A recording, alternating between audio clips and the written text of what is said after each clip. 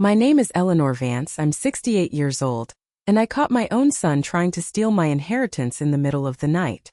Before I tell you how I turned the tables and took back everything, let me know where you're watching from in the comments. The old grandfather clock in the hall had just struck 2 in the morning. The only light in my kitchen came from the small lamp on the table, casting long dancing shadows across the room. Across from me, frozen in the doorway between the kitchen and the pantry, stood my son, David. His hand was still on the handle of the cabinet he'd been prying open, the one where he thought I kept everything important. His face, illuminated in that sickly yellow glow, was a mask of pure shock. His mouth was hanging open, his eyes wide. He looked like a startled animal caught in the headlights of a car. For a long moment, the only sound was the hum of the refrigerator and the frantic pounding of my own heart against my ribs. I didn't move. I just sat there in my nightgown and robe, my hands folded calmly on the polished oak of the dining table. I let the silence stretch, letting it press down on him, letting him suffocate in it. Finally he managed to stammer. "Mom, I thought I heard a noise. I was just checking." His voice was thin, reedy. A boy's voice, not a man's. A liar's voice. I didn't answer him. Instead, I slowly reached for my cell phone, which was lying face down on the table beside my cold cup of tea. I picked it up, turned it over, and angled the screen so he could see it clearly. The screen's bright, white light cut through the gloom, showing the active call timer, already several minutes in. Green numbers ticking upwards. 03:14. 03:15. "Jessica is listening, David," I said. My voice didn't shake. It was as calm and as cold as a frozen lake. I thought it best to have a lawyer witness this conversation. The color drained from his face. It was like watching a dam break. The shock gave way to sheer, unfiltered panic. He took a step back, bumping into the door frame. "Mom, what are you doing? This is insane." "Is it, David?" I asked, my voice still perfectly level. "Is it really? Now I know what you're thinking. How on earth does it come to this? How does a mother end up setting a trap for her own son, in her own kitchen in the dead of night like he's some common burglar?" To understand that, you have to understand how the silence started. Just a few weeks ago my life was quiet. My husband, Arthur, passed away 2 years ago, and he took most of the noise in this old house with him. For 45 years, this house in the quiet suburbs of Ohio was filled with life. It was the sound of Arthur tapping away at his piano, the scuffed knees and loud laughter of David and my daughter, Susan, as they raced through the halls. It was the smell of my baking, of Arthur's pipe tobacco, of freshly cut grass from the yard. Now most days it was just me and the memories. The floorboards grown like old bones. The scent of Arthur's cherry pipe tobacco is as faint as a ghost, catching me off guard sometimes when I open a closet. I'd find myself talking to him, just for a moment, before the quiet rushed back in to remind me I was alone. The loneliness was a heavy blanket, but I was used to it. What I wasn't used to was the new kind of silence that began to creep in. The silence on the other end of the phone when I'd call my children. The silence that hung in the air after one of their brief, almost obligatory visits. It started subtly. David, my son, who works in finance and always seems to be in a hurry, began stopping by more often. He'd bring donuts, sit at the kitchen counter and make small talk. But his eyes were never still. They weren't looking at me. They were scanning the room. Lingering on the framed photos, the mahogany sideboard where Arthur kept his papers, the locked filing cabinet in the study. He was taking inventory. Then Susan started her visits. She was always the more caring one, or so I thought. She'd arrive with casseroles she'd bought from the store, her face a perfect mask of concern. She'd pat my hand and talk to me in that soft, placating voice one uses for a confused child or a frightened pet. "Oh, Mom, you look tired," she'd say. "Are you sure you're managing okay all by yourself?" First I brushed it off. I was a 68-year-old widow after all. It was natural for them to worry, but their concern felt hollow. It had an edge to it I couldn't quite place. It felt like they were watching me, waiting for something. The first rail crack appeared on a Tuesday afternoon. David had stopped by on his way home from work. He was leaning against the counter, swirling the dregs of his coffee in a mug, just staring out the window. The silence stretched for a minute and then he spoke, his tone so casual it was instantly suspicious. "So, Mom," he began, not turning to look at me. "Just a thought. Have you spoken to a lawyer lately? About the inheritance, the estate, all that stuff? I just want to make sure your affairs are in order. You know, to make things easier for you down the line." He tried to soften it with a smile, but it was all teeth, no warmth. It didn't reach his eyes.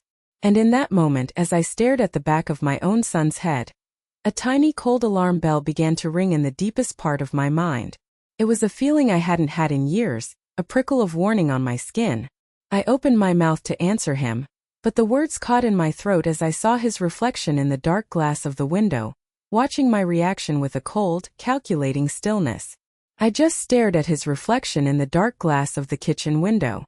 The setting sun behind him turned his silhouette into a dark, faceless shape. His question about the will, about my lawyer, hung in the air between us, thick and suffocating like humidity before a storm. I felt a hot flash crawl up my neck. I forced a small, tight smile onto my lips. "Oh, David," I said, my voice a little too bright. "Don't you worry about that. Arthur and I took care of everything years ago. It's all in order." He turned around then and the fake smile was back on his face. Good. Just checking, Mom. You know how these things can get complicated."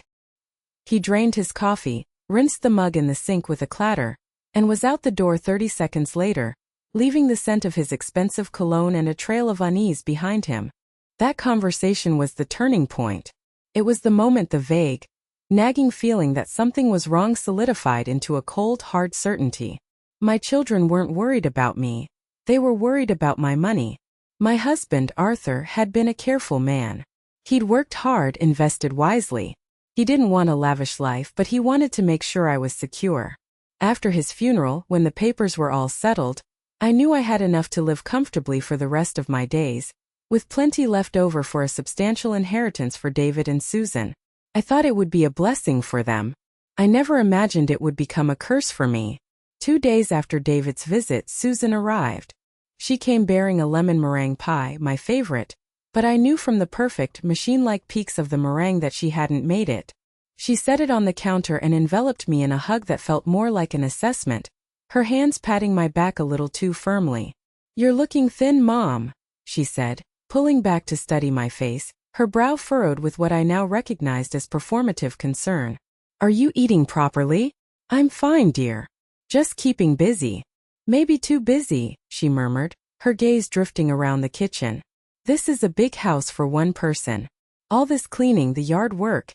It must be overwhelming." I followed her gaze. She wasn't looking at the dust-free countertops or the neatly arranged spice rack. She was looking at the silver candlesticks on the dining table, the antique portrait in the hall, the grandfather clock ticking steadily by the door.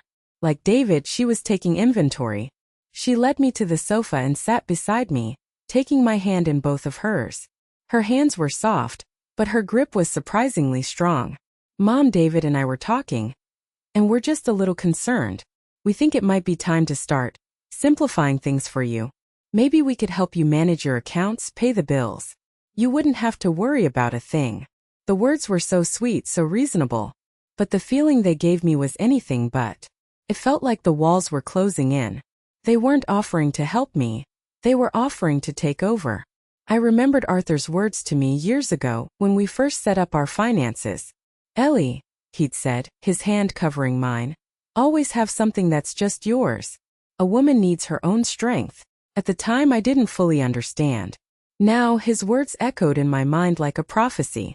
I pulled my hand away gently. "That's very thoughtful, Susan, but I'm perfectly capable of managing my own affairs. I've been doing it for quite some time." Her smile tightened just a fraction. "Of course you are. We just want to help." The visits continued like that for weeks. A slow, methodical campaign. David would talk about the falling stock market and how risky my old-fashioned investments were. Susan would talk about her friend's mother who'd had a fall and how important it was to have family nearby to handle the difficult decisions. They never came together. It was always one, then the other, a coordinated pincer movement designed to wear me down, to make me doubt myself. I started to feel like a fly caught in a spider's web. Every conversation was laced with subtle suggestions of my incompetence, My fragility, my age. I started locking my bedroom door at night. I'd lie awake, listening to the house settle around me, wondering if I was just being paranoid. Was I becoming the forgetful, helpless old woman they seemed to see? I'd get up and check the filing cabinet in the study, my fingers tracing the cold metal, just to reassure myself that everything was still there, that I was still in control. But I had no idea that their questions and their fake concern were just the opening shots in a much crueler campaign. What they did next was designed not just to take my money but to take my mind. The next phase of their plan began with technology. David came over one Saturday morning with his laptop, full of manufactured enthusiasm. "Mom, we're going to get you set up with online banking. So much easier. You can see all your accounts, pay bills, transfer funds, all with the click of a button. No more writing checks or going down to the bank." I was hesitant. I trusted my passbook and the friendly tellers at the local branch. But he was so insistent, framing it as a way for me to have more control, not less. He sat beside me at the kitchen table, his fingers flying across the keyboard. He had me choose a username and password, which I wrote down on a slip of paper. He walked me through the site, clicking here and there, explaining things in a rapid-fire monologue I could barely follow. "There," he said finally, closing the laptop with a satisfied snap. "All set. See? Easy." The next day I decided to try it myself. I sat down with my little slip of paper and carefully typed in my username and password. "Login incorrect." The screen flashed back at me. I tried again, slower this time, making sure every letter was right. "Login incorrect." After the third try, a new message appeared in stark red letters. "Your account has been locked for security reasons. Please contact customer service." When I called David, he sighed dramatically. "Oh, Mom, you probably typed it wrong. See, this is what I was worried about. These systems are so sensitive. Don't worry, I'll call the bank and get it sorted out for you. I have all the information here. It's probably better if I just handle it from now on, so this doesn't happen again." It felt like a punch to the gut. He had set me up to fail. He had created a problem only he could solve, proving his own point. I felt a surge of anger, followed immediately by a wave of helplessness. What could I say? That he'd done it on purpose? He'd just call me paranoid. He'd tell Susan, and she'd look at me with those sad, pitying eyes. So I said nothing. I just let him fix it. That was when they brought in the neighbor, Mrs. Gable from 2 doors down. A woman whose main hobby was observing the neighborhood from behind her lace curtains. Susan started having accidental conversations with her over the garden fence. "I'm so worried about Mom," I heard Susan say one afternoon, her voice carrying on the breeze. "Her memory is just not what it used to be. The other day, she forgot she'd already eaten lunch and made a whole second meal." It was a complete lie. But the seed was planted. A week later, David was mowing my lawn, a gesture of helpfulness, and struck up a chat with Mrs. Gable. "Just trying to take some of the load off Mom," he said loudly enough for me to hear from the porch. "She left the stove on again yesterday. Lucky I stopped by when I did." Another lie. A more dangerous one. My pristine reputation in the neighborhood I'd lived in for 45 years was being systematically dismantled. They were painting a picture of me as a dotty old woman, a danger to herself. It was a calculated strategy to isolate me, to make sure if I ever did cry for help, no one would believe me. The cruelest trick was the wallet. I was getting ready to go to the grocery store. I always kept my purse on the small table by the front door. But when I went to get it, my wallet wasn't inside. I felt a jolt of panic. I checked the table, the kitchen counter, my bedroom. It was gone. I searched the house for an hour, my heart pounding with anxiety. Had I dropped it somewhere? Had I been robbed? I was on the verge of tears when Susan let herself in with the spare key I'd foolishly given her. "Mom? What's wrong? You look frantic." "My wallet," I said, my voice trembling. "I can't find it anywhere." She gave me that look, the one of profound, weary patience. "Mom, did you check everywhere? Sometimes when you get flustered, you put things in strange places." She walked into the kitchen, opened the refrigerator to get a bottle of water, and then she stopped. "Oh, for heaven's sake, Mom." She reached in behind the milk carton and pulled out my wallet. It was cold and slightly damp. "Here it is. You must have put it in here when you were putting away the groceries yesterday. I stared at the wallet in her hand. I had no memory of doing that. None at all. But I had been a little distracted yesterday. Was it possible? Had I really become so forgetful that I put my leather wallet in the refrigerator? The look on Susan's face said it all. It wasn't accusatory. It was worse. It was pity. It's okay, Mom, she said, stroking my arm. It happens. This is why David and I want to help. I took the wallet, my hands shaking. I didn't know what to believe anymore. Had I put it there? Or had she put it there on her last visit, waiting for the perfect moment to find it? The thought was monstrous. But the alternative, that my own mind was betraying me, was even more terrifying. They were systematically turning me into an unreliable old woman, not just in my own mind, but in the eyes of the world. And the terrifying part was, it was starting to work. The day I turned 68 arrived on a gray, drizzly Thursday. I woke up before dawn, the same as always, but with a foolish little flicker of hope in my chest. A birthday. Surely a birthday would be different. It was a day for family, for celebration. Maybe it would be the day they would stop looking at me like a problem to be managed and see me as their mother again. I spent the morning baking. I made Arthur's favorite, a lemon coconut layer cake. The scent of toasted coconut and citrus filled the kitchen. A sweet, cheerful smell that was completely at odds with the gloom outside and the growing dread inside me. I frosted it carefully, arranged 3 place settings at the dining room table. One for me, one for David, one for Susan, using my best china. I even put a single hopeful candle in the center of the cake. I sat in the living room, the ticking of the grandfather clock marking the slow, agonizing passage of time. Noon came and went. No call. No text. 1 o'clock. 2 o'clock. The rain started, tapping a mournful rhythm against the window panes. The hope in my chest shriveled and died, replaced by a familiar hollow ache. They weren't coming. Of course they weren't. A birthday visit didn't fit into their new narrative of a mother who couldn't be trusted. It was nearly 4 o'clock when the doorbell finally rang. My heart gave a stupid little leap. I smoothed my dress and hurried to the door, a smile already forming on my face. But when I opened it, it wasn't David or Susan. It was my granddaughter, Lily, my daughter Susan's only child. She was 11, all long limbs and awkward grace, her hair damp from the rain. "Hi, Grandma," she said, her eyes fixed on the phone in her hand. She stepped inside, shrugging off her backpack. "Lily, what a surprise, sweetheart." I tried to keep the disappointment out of my voice. "Did your mom drop you off?" "No. Mom's working late," she mumbled, her thumb flying across the screen.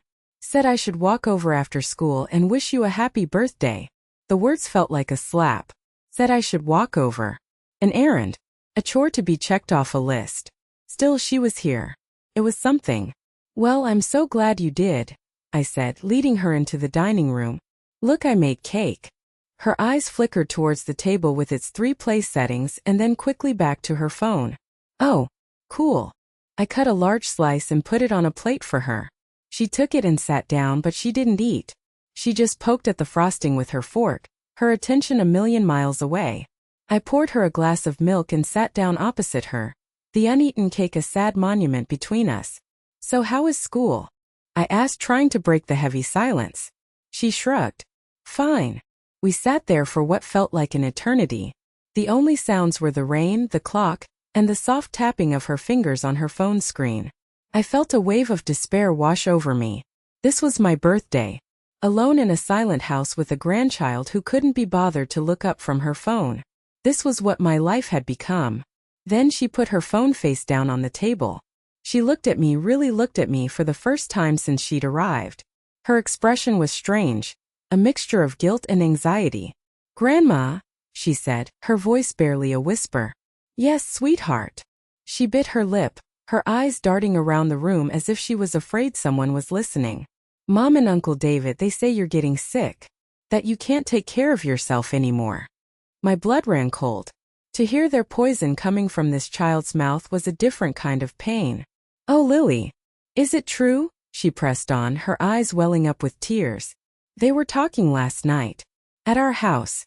They said they need to protect your savings. Do you have a lot of savings, Grandma?" It felt like the floor had dropped out from under me. It wasn't just a question. It was an interrogation. They had sent my granddaughter, her own daughter, to probe me, to gather intelligence for their campaign. They had turned this innocent child into their spy. The cruelty of it took my breath away. I couldn't answer her. I couldn't find the words.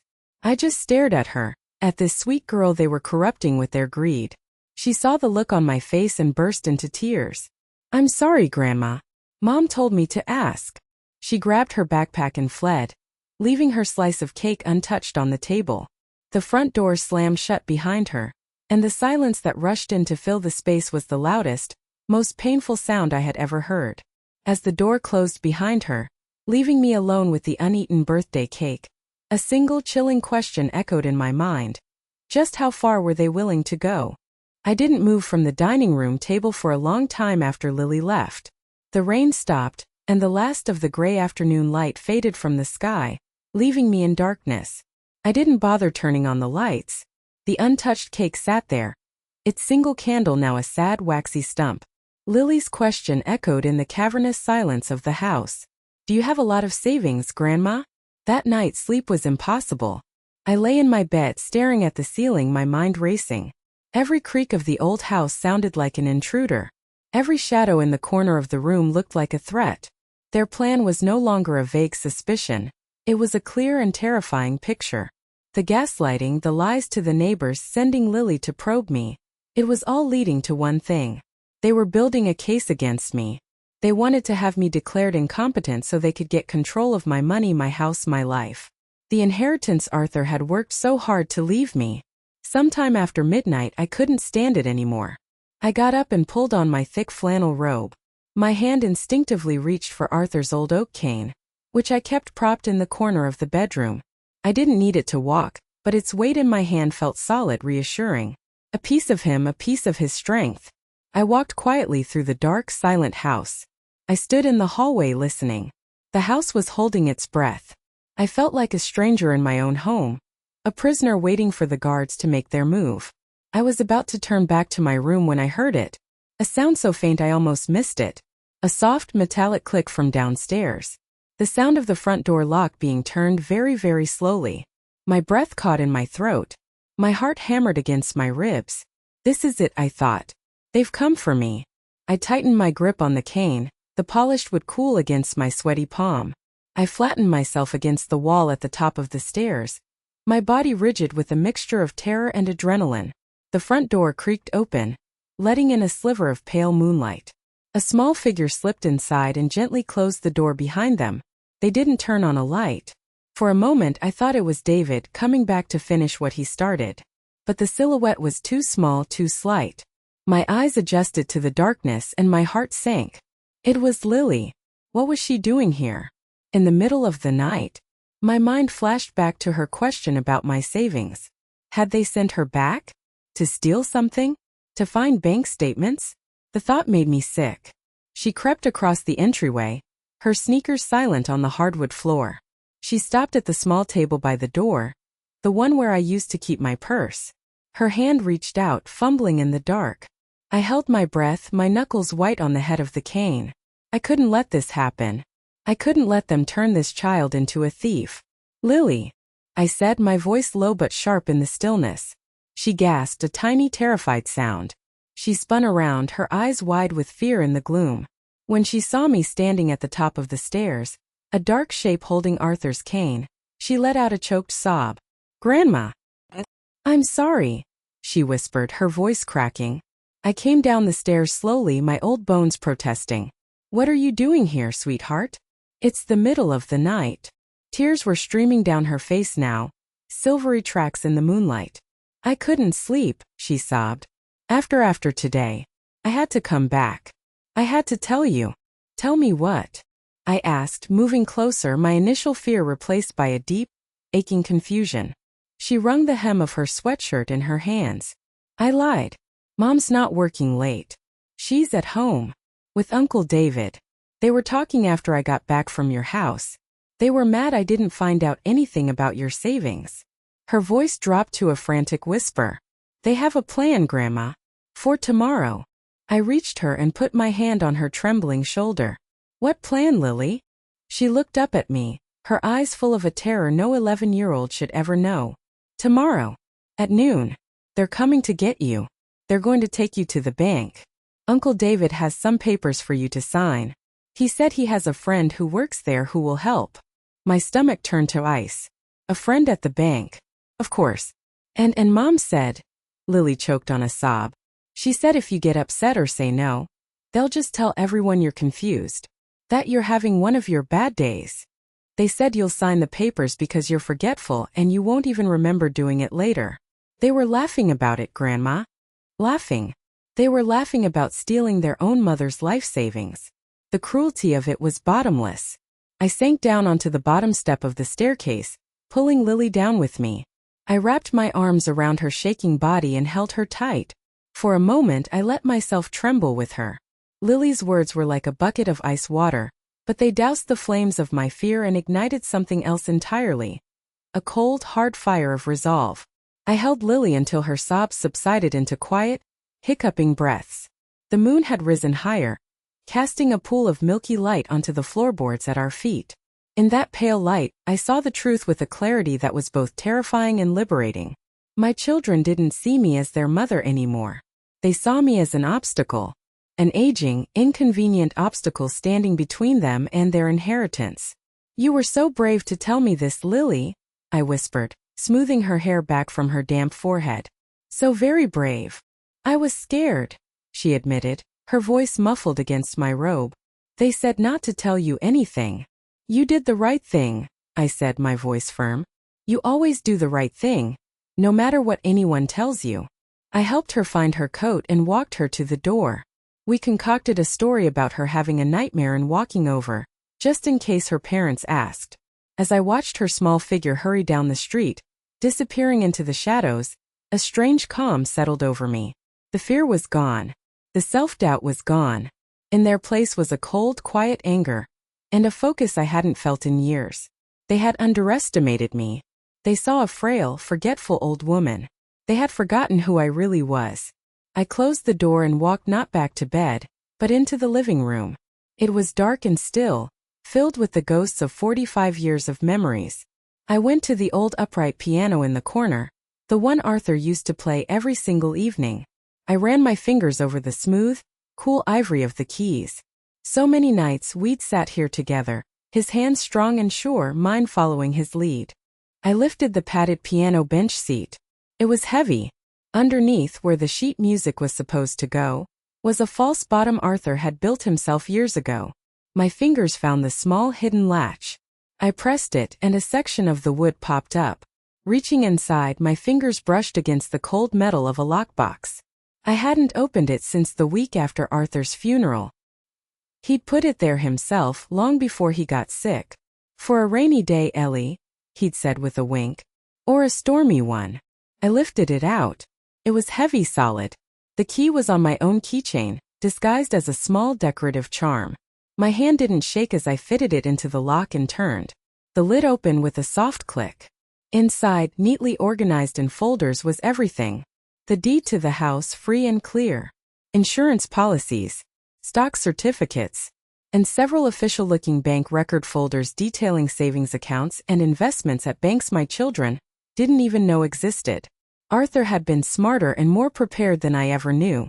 But tucked in between the folders was something else. A thick cream-colored envelope with my name written on it, in Arthur's familiar strong script. My breath hitched. With trembling fingers I opened it. It was a letter. My dearest Eleanor, it began. If you are reading this, it means the storm has come, and I am not there to hold your hand through it. I am so sorry for that. I want you to know you are stronger than you think. You are the rock of this family, and you have a spine of steel even if you sometimes forget it's there. I've seen the way David looks at things with a hunger in his eyes, and the way Susan can twist words to get what she wants. I hoped I was wrong. I hoped they would grow out of it. But in case I was right, I made some preparations. The documents in this box are for you and you alone. It is your security, your independence. Do not let anyone, and I mean anyone, make you feel guilty or confused about it. It is yours. Your life, your home, your choice. Trust your gut, Ellie. It has never steered you wrong. And if you find yourself in a corner, if you need a professional fighter on your side, call this woman. She is the best. She is tough, she is smart, and she owes me a favor. Tucked inside the letter was a business card. Crisp and white.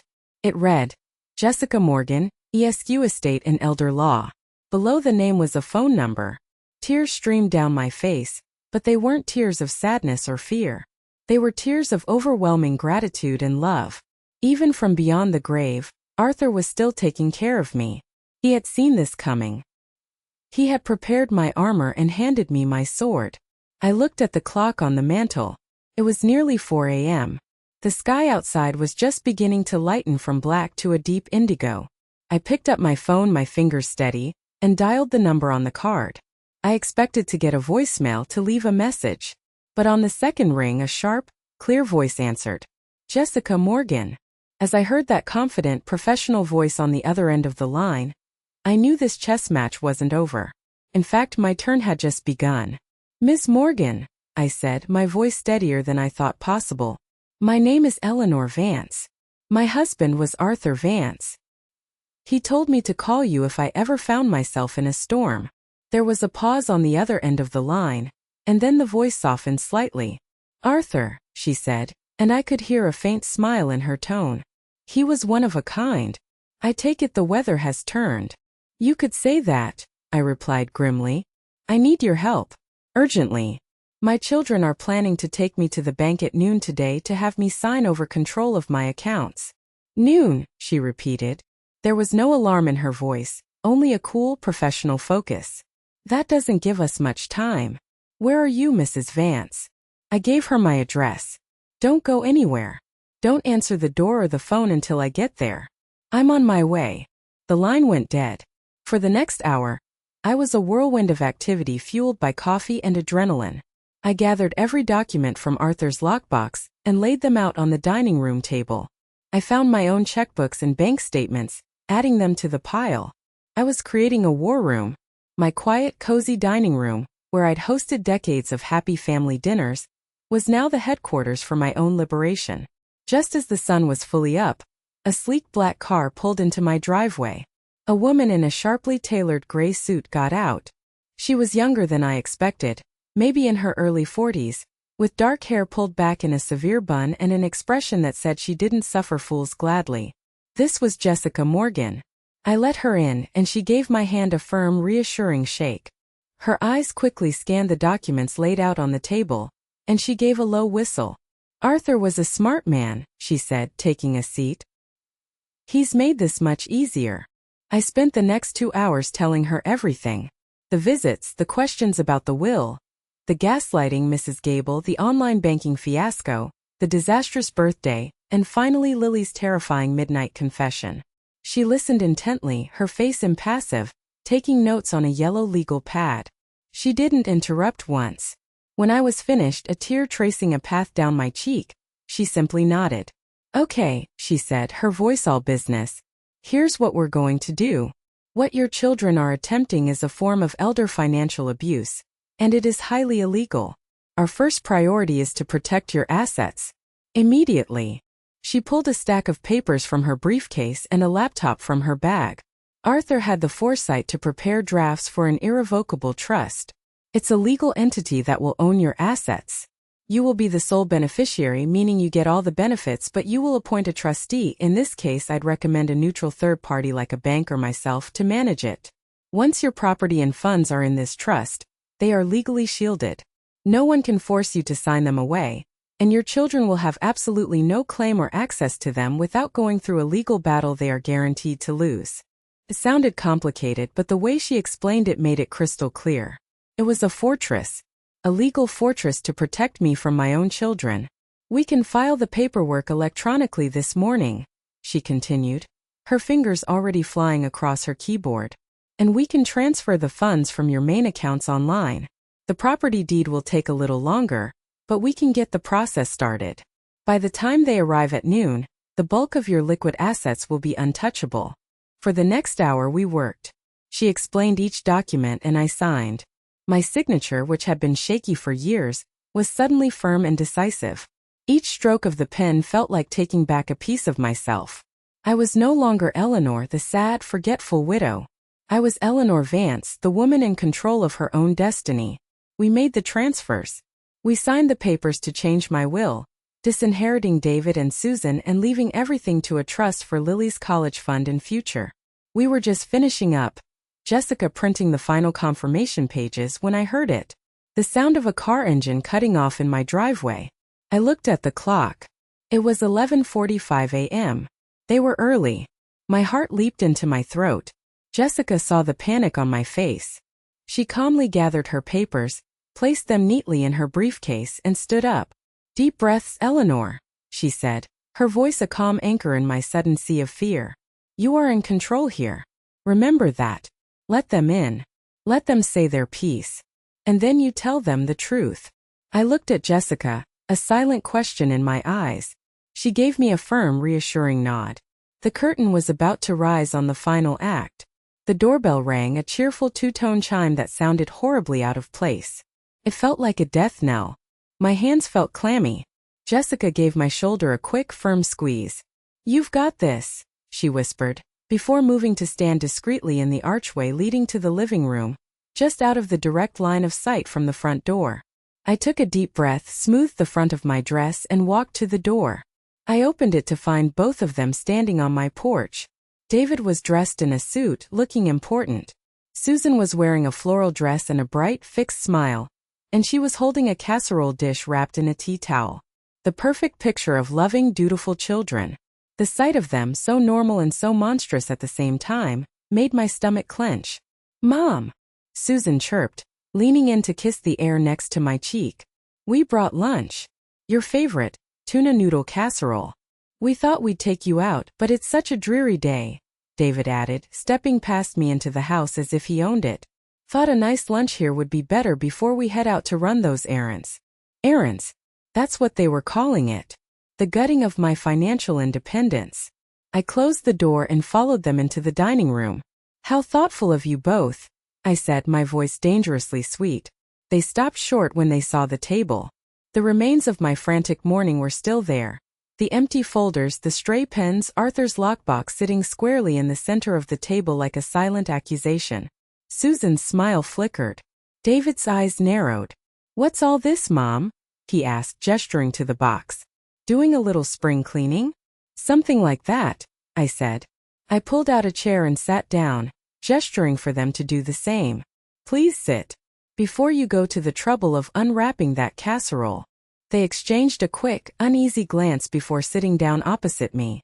The air was thick with unspoken questions. They were off script. This wasn't part of their plan. I was supposed to be flustered, easily led. Not sitting at the head of the table like a queen holding court. Susan placed the casserole on the table, a useless offering.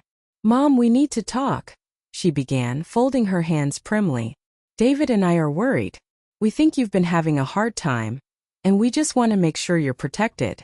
That's why we thought it would be a good idea to go to the bank today. We can get our names added to your accounts, just to help you manage things.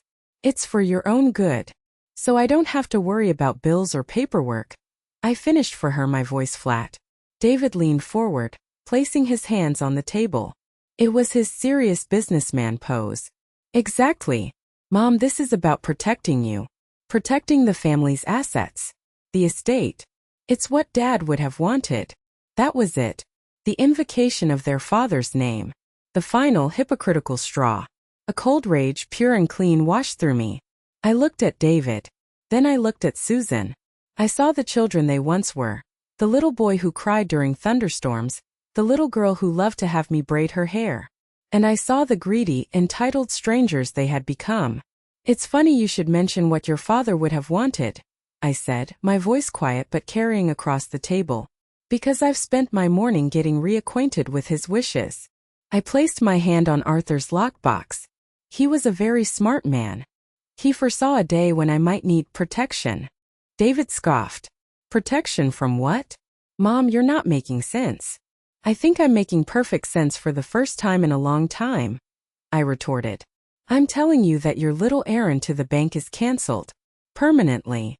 I paused, letting the words sink in. You see, I had a visitor this morning. A lawyer. At her advice, as of 11:30 a.m. today, all of my significant assets, including the funds in my primary bank accounts, were transferred into an irrevocable trust. The silence that followed was absolute. The grandfather clock in the hall seemed to tick louder, marking each second of their stunned comprehension. Susan's face went pale. David's jaw literally dropped open. You what? David finally sputtered, his voice a strangled whisper. You can't do that. Oh, but I can, I said, allowing myself a small, tight smile. And I have. My accounts are now the property of the Vance Family Trust. And the only beneficiary is me. The only people with any administrative control are myself and my lawyer, Ms. Morgan. As if on cue, Jessica stepped out from the archway. Their heads snapped towards her.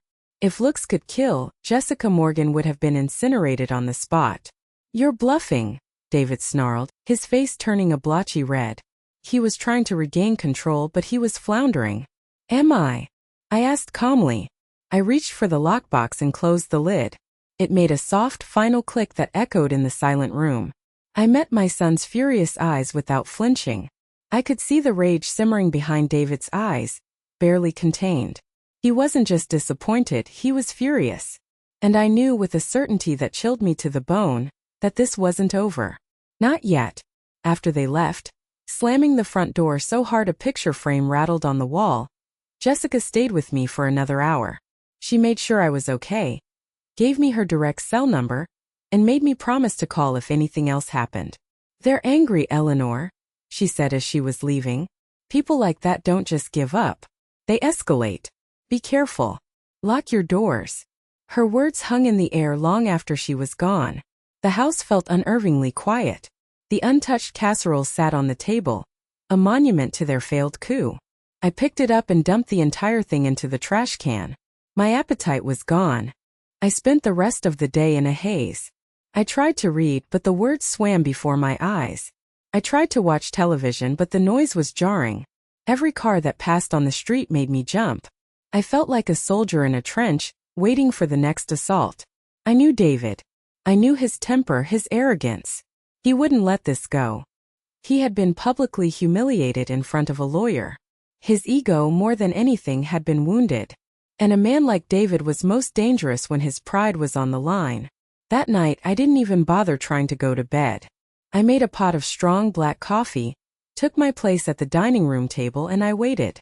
I turned off all the lights except for the small lamp on the table, creating a small island of light in a sea of darkness. I sat facing the doorway to the kitchen, which offered a clear view of the back door. Arthur's oak cane leaned against the chair beside me. The hours ticked by. 10 o'clock. Midnight. 1 in the morning. The old house groaned and settled around me. I must have dozed off for a moment, my head resting on my hand, because the next thing I knew, a sound had jolted me awake. A faint scratching noise. Coming from the back of the house. From the kitchen door. I didn't move a muscle. I didn't even breathe. My heart started a slow, heavy drumbeat against my ribs. The scratching stopped, followed by a soft, metallic click. The sound of a locked tumbler giving way. He hadn't even bothered with a key. He'd picked the lock. The kitchen door creaked open. A dark figure slipped inside, moving with a stealthy confidence that told me this wasn't his first time breaking a rule. He stood still for a full minute, listening. I remained perfectly motionless in the shadows of the dining room, watching him. It was David. He didn't turn on a light. He used the flashlight on his phone to cast a narrow, searching beam around the room. He wasn't looking for me. He went straight to the pantry, to the old cabinet where he must have imagined I kept important documents. His shoulders were tense as he eased the cabinet door open. I saw the frustration in the slump of his body when he found nothing but old recipe books and canned goods. He turned, sweeping the flashlight beam across the room. For a split second, I almost felt a pang of pity for him. The desperation clung to him like a second skin. He looked pathetic. A grown man, a successful man, reduced to sneaking into his own mother's house like a common thief. Then the pity vanished, replaced by a cold, hard resolve. I reached out my hand and clicked on the table lamp. The sudden flood of light made him flinch violently, hissing as he threw a hand up to shield his eyes. His head snapped in my direction, his mouth falling open in a perfect O of disbelief and horror. He was caught. Looking for something, David? I asked. My voice came out calm, even as though we were discussing the weather.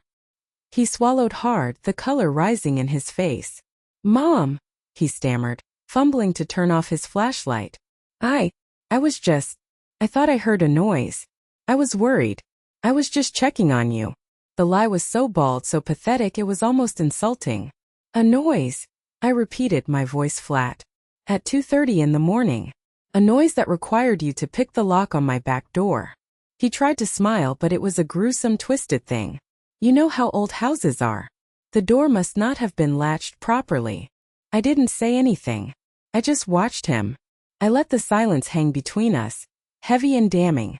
In that moment, I could see the frantic calculations flickering behind his eyes as he tried to find a way out, an excuse that would stick. He couldn't find one.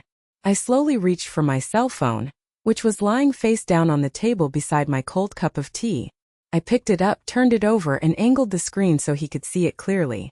The screen's bright white light cut through the gloom, showing the active call timer, already several minutes in.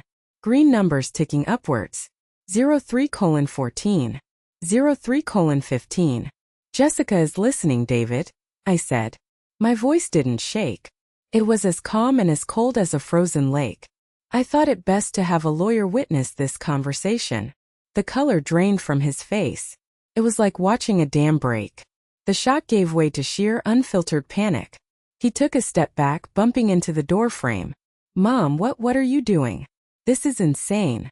You don't understand. No, I interrupted, my voice rising for the first time, sharp as broken glass. You don't understand. This is my house.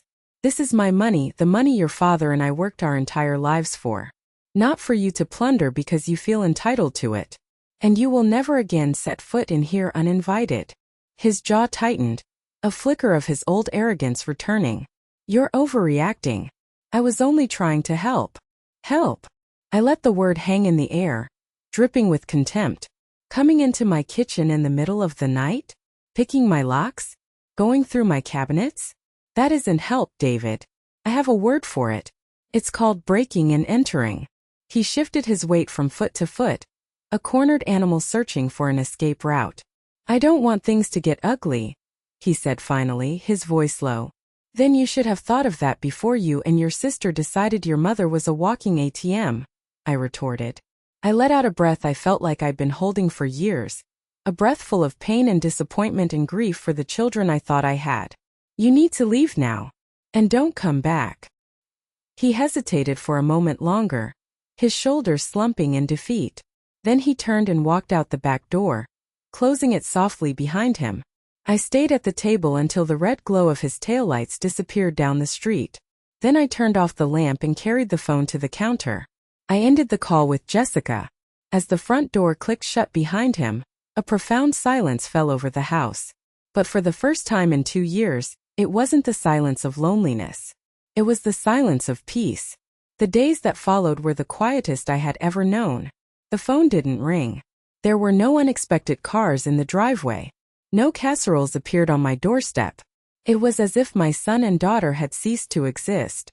Their silence was their admission of guilt, their retreat from a battle they had decisively lost. At first, the quiet felt strange, almost unnerving. I kept expecting something, an angry phone call, a tearful apology, another desperate attempt. But nothing came. Slowly, gradually, the tense quiet transformed into a peaceful one. I began to sleep through the night again. I started enjoying the simple routines of my day. My morning coffee, tending to Arthur's roses, listening to the radio without constantly looking over my shoulder. I realized I had been living in a state of low-grade fear for months, a prisoner in my own home. Now I was free. The relief was so profound it felt like I could breathe again, really breathe for the first time since Arthur died. About a week after the midnight confrontation, I was out in the front yard, weeding the flower beds, when I saw a small figure walking up the street from the direction of the school. It was Lily. She hesitated at the end of my driveway, looking uncertain. I stood up, wiping my dirt-covered hands on my apron, and gave her a small wave. She walked slowly up the path, her backpack slung over one shoulder, her eyes fixed on the ground. When she reached me, she finally looked up, her face a mess of conflicting emotions. "Hi, Grandma," she whispered. "Hi, sweetheart," I said gently. She stood there for a moment, shifting her weight from foot to foot. Mom says you hate us now, that you don't want to see any of us ever again." Her lower lip trembled. My heart ached for her. This innocent child caught in the crossfire of her parents' greed. I knelt down so I was at her eye level, ignoring the protest of my old knees. "Oh, Lily," I said, reaching out to cup her face in my hands. "I could never hate you. Never. You are the bravest person I know." A tear spilled over and ran down her cheek. But I didn't know they would really do it. I thought they were just talking. "It's not your fault," I said firmly. "None of this is your fault. You did the right thing. You told the truth. And that is the most important thing in the world." She threw her arms around my neck and hugged me tight, burying her face in my shoulder. I held her, stroking her hair, feeling the warmth of her small body against mine. She was the one good, pure thing that had come out of all this ugliness. I led her inside and we sat at the kitchen table, the same table where I had faced down her uncle just a week before. I poured her a tall glass of milk and set out a plate of oatmeal cookies I'd baked that morning. She took a cookie, nibbling on it in silence. Finally, she looked at me, her young face serious. "Are you going to be okay, Grandma?" The question was so simple, so direct, it caught me off guard. Was I going to be okay? I looked around my quiet kitchen, at the sunlight streaming through the window, at the sweet, brave girl sitting across from me. I thought of the profound peace I had felt since the storm had passed. "Yes, sweetheart," I said, and I was surprised by how true it felt. "I think I am." She seemed to understand. We didn't talk about her parents anymore. We talked about school, about her friends, about a book she was reading. It was normal. It was easy. When it was time for her to go, she gave me another fierce hug at the door. "I love you, Grandma," she said. "I love you too, Lilybug," I replied, using her old childhood nickname. As I watched her walk away, I knew she was my true inheritance. Not the money, not the house. It was her. Her courage, her kindness, her good heart. Looking at that sweet, brave girl, I knew that my and Arthur's true legacy wasn't in a bank account or a property deed. It was in the kindness and integrity that had taken root in her heart. The seasons began to turn. The crisp autumn air gave way to the quiet blanket of winter snow, and then, finally, to the tentative green shoots of spring. With each passing day, I felt a piece of myself returning, a piece I hadn't even realized was missing. 4 years, my identity had been wrapped up in being a wife to Arthur and a mother to David and Susan. I had poured everything I had into them. Now, with that role irrevocably changed, I was faced with a question. Who was Eleanor Vance on her own? I started small. I found the number for the local community garden club. Something I'd always wanted to do but never had the time for. I went to a meeting feeling shy and out of place at first. But the women there weren't interested in my family drama or my financial status. They just wanted to know if I preferred growing tomatoes or zucchini. They talked about soil acidity and heirloom roses. They were warm and funny and real. For the first time in years, I made new friends. One of them, a retired music teacher named Carol, found out I played the piano. "Oh, you must join our piano circle," she insisted. "We meet at the library every other Wednesday. It's very informal. We just play for each other." The thought terrified me. I hadn't played for anyone but myself since Arthur died. But I said yes.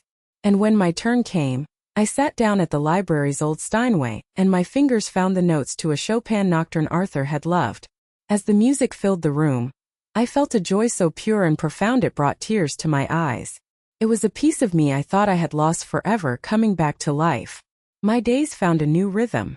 Mornings in the garden, afternoons at the piano. Lily continued to visit me every week after school.